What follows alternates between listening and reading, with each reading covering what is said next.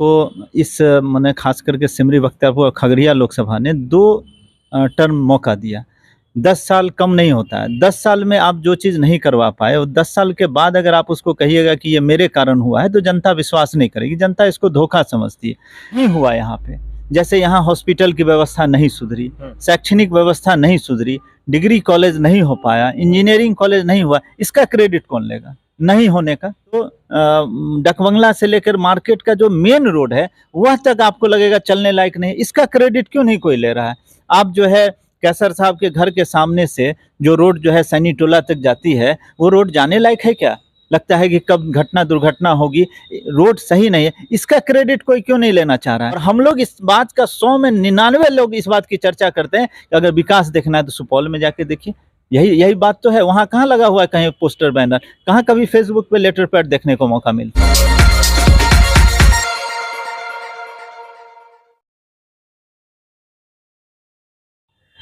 नमस्कार, मैं हूं आकिब जावेद और आप देख रहे हैं द बॉस न्यूज। देखिए, अभी मैं सहरसा जिले के सिमरी बख्तियारपुर में मौजूद हूं और हमारे साथ भाजपा के जिला उपाध्यक्ष रितेश रंजन जी यहां पर मौजूद हैं। इनसे बात करके जानने का प्रयास करेंगे। दरअसल पूरे सिमरी बख्तियारपुर में आज तक जो डेवलपमेंट नहीं हो पाया वो कहीं ना कहीं क्रेडिट के खेल पर डेवलपमेंट नहीं हो पाया। सिमरी बख्तियारपुर को जो चाहिए था वो नहीं मिल पाया, लेकिन राजेश वर्मा के आते ही कहीं ना कहीं ऐसा लग रहा है कि शुभ घड़ी है सिमरी बख्तियारपुर के लिए कि आते ही सिमरी बख्तियारपुर वासियों को एक तोहफा मिल गया है और मानसी में जो है राजधानी का स्टॉपेज हो गया। हालांकि इसमें बहुत सारा क्रेडिट का खेल चल रहा है। जितने भी एमपी है वो सब क्रेडिट का खेल ले रहे हैं, लेकिन इनसे बात करके जानने का प्रयास करेंगे कि आखिर ऐसा क्यों हो रहा है और इसके असली हकदार कौन है। सर, क्या कहना चाहते हैं? ये क्रेडिट का खेल बख्तियारपुर को कहाँ ले जा रहा है? देखिए, जिनको जब अवसर मिला, कैसर साहब को इस मैंने खास करके सिमरी बख्तियारपुर और खगड़िया लोकसभा ने 2 टर्म मौका दिया। 10 साल कम नहीं होता है। 10 साल में आप जो चीज़ नहीं करवा पाए और 10 साल के बाद अगर आप उसको कहिएगा कि ये मेरे कारण हुआ है, तो जनता विश्वास नहीं करेगी। जनता इसको धोखा समझती है। आपने जितनी बार भी आप रेल मंत्री से मिले हों, हम नहीं कहते हैं कि आपने अपने वक्त में यह प्रयास नहीं किया, लेकिन 10 साल का कार्यकाल एक लंबा कार्यकाल होता है।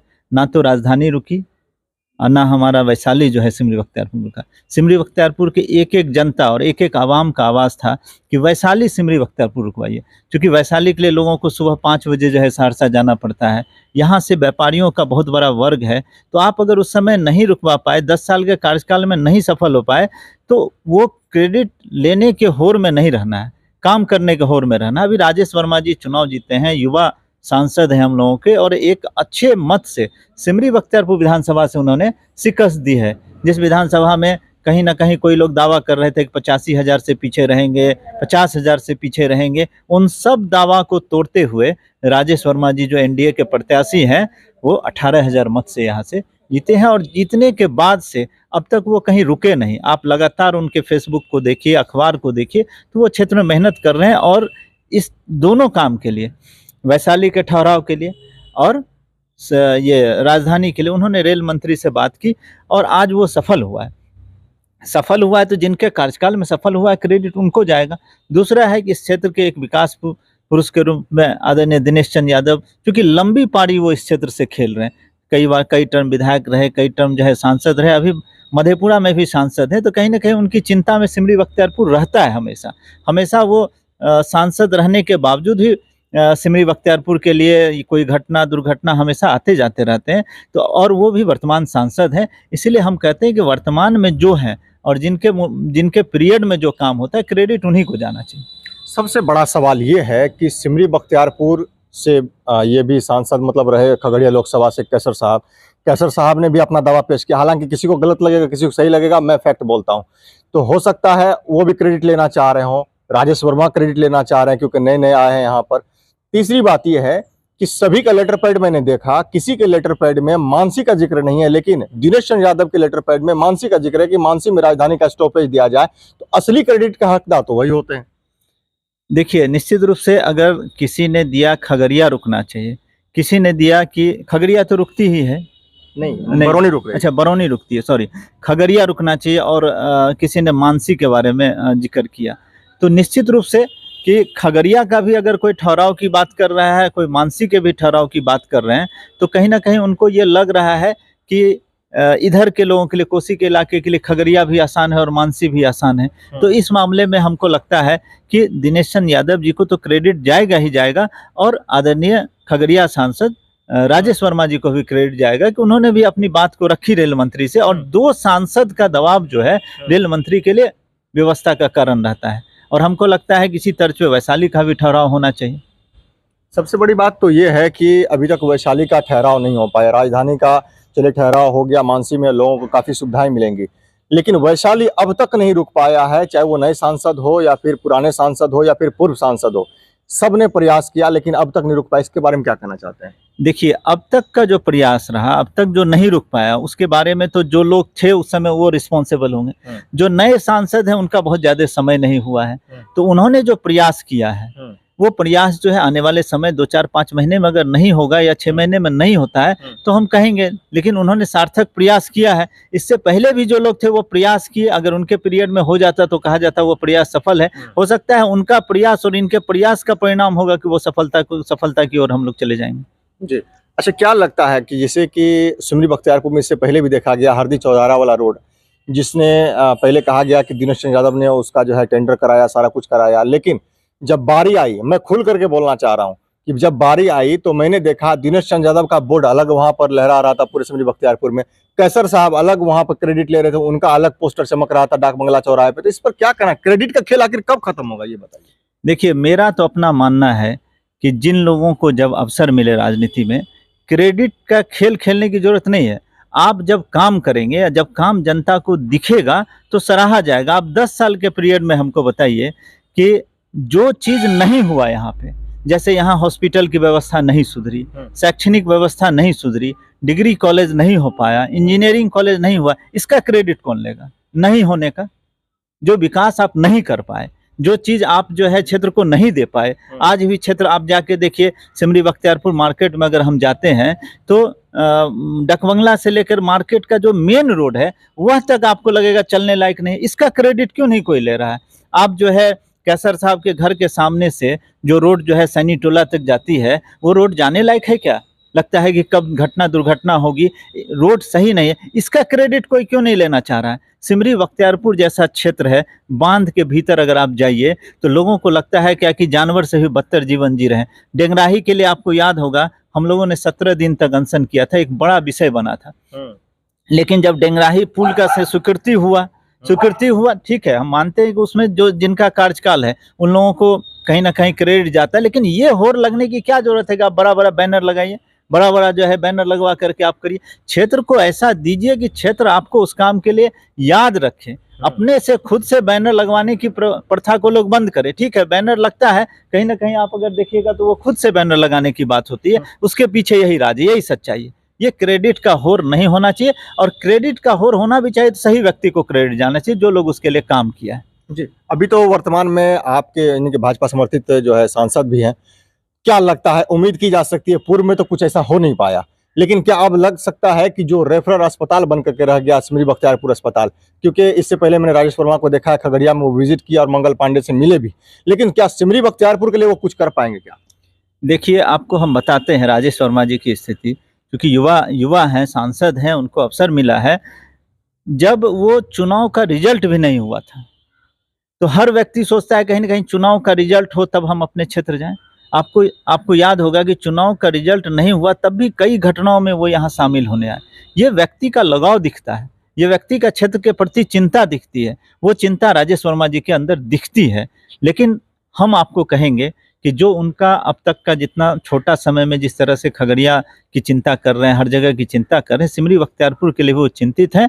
और एक अच्छे जनप्रतिनिधि होने के नाते, एक युवा और ऊर्जावान जनप्रतिनिधि होने के नाते उनको जो है इन सब चीज़ों पर ध्यान देना पड़ेगा। खास करके जो हॉस्पिटल की सुविधा है, सिमरी बख्तियारपुर के हॉस्पिटल का स्थिति जो है, बिल्डिंग देख के लगता है कि ये PMCH है, लेकिन इलाज जो है सर्दी खांसी का नहीं होता है और ना उस तरह के डॉक्टर उपस्थित है। इसकी चिंता लोगों को करनी चाहिए। और हम कई अनगिनत ऐसे मामले, चूँकि मेरी निःशुल्क एम्बुलेंस चलती है तो ये हम ज़्यादा अवगत रहते हैं। हार्ट का जो भी पेशेंट है वो यहाँ से सिमरी बख्तियारपुर से चलता है और सहरसा में डेथ कर जाता है। ऐसे अनगिनत उदाहरण हमारे क्षेत्र में। इतना बड़ा आबादी जो यहाँ के लोगों को सांसद बनने का मौका दिया, इतने लंबे समय में 60-70 साल आज़ादी के बाद भी अगर एक हॉस्पिटल को हम लोग नहीं सुधार पाए हैं, तो बहुत बड़ा प्रश्नवाचक चिन्ह है जनप्रतिनिधि। जनप्रतिनिधि के लिए 5 साल 10 साल काफ़ी समय होता है। आप चाहिएगा तो क्षेत्र का पूरा रुख बदल सकता है। आप सोचिए ना कि आप थाना जाइए तो वो स्थिति है, हॉस्पिटल जाइए तो वहाँ नहीं है, बच्चे जो है स्कूल में ठीक से पढ़ नहीं पा रहे हैं, स्कूल के टीचर पढ़ा नहीं पा रहे हैं, बांध के भीतर रोड नहीं है, बांध के भीतर गर्भवती महिला रात में तड़प के मर जाती है, लेकिन उसको आने की कोई सुविधा नहीं है। इस पर कौन चिंता करेगा?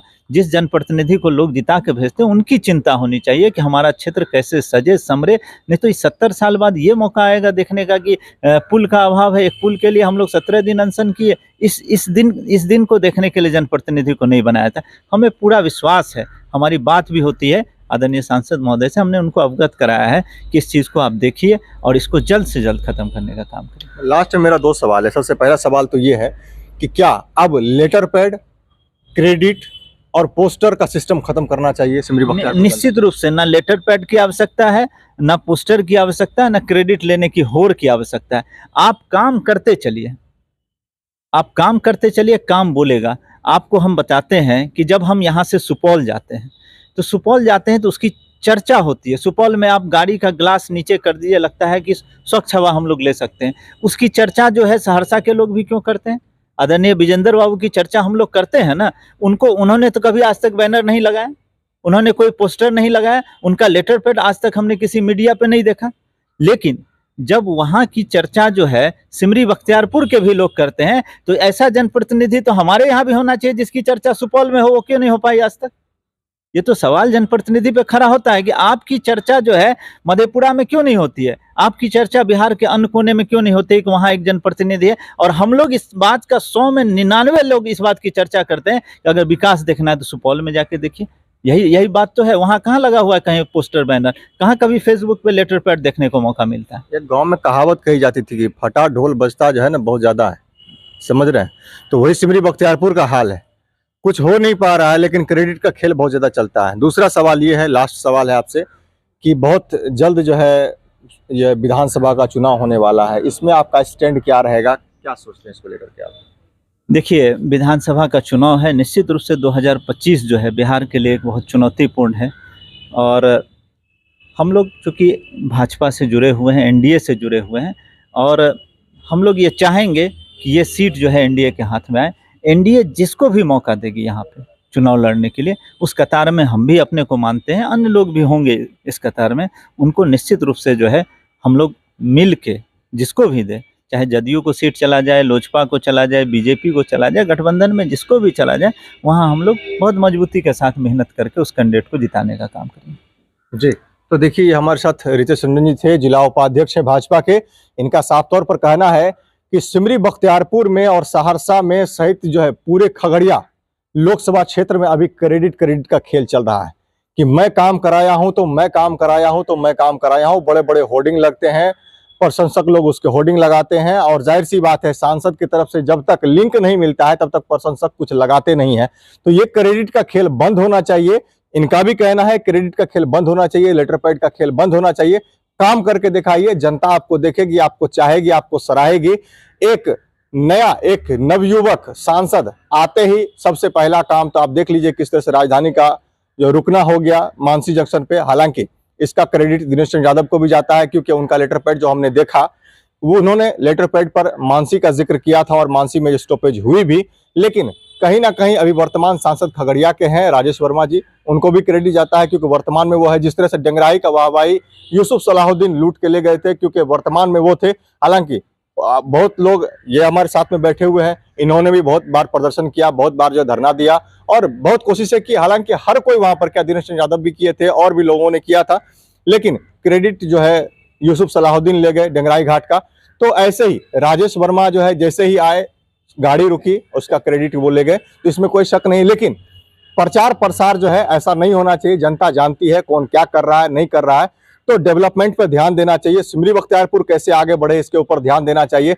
सिमरी बख्तियारपुर में चलने के लिए एक सड़क नहीं है, लेकिन बड़े बड़े हिंडोरे पीटे जाते हैं। लेकिन ये सब आपके सामने है, वो देखने की बात होती है कि आगे क्या हो पाता है। ऐसे खबरों देखने के लिए आप बने रहे हमारे साथ और देखते रहे द बॉस न्यूज।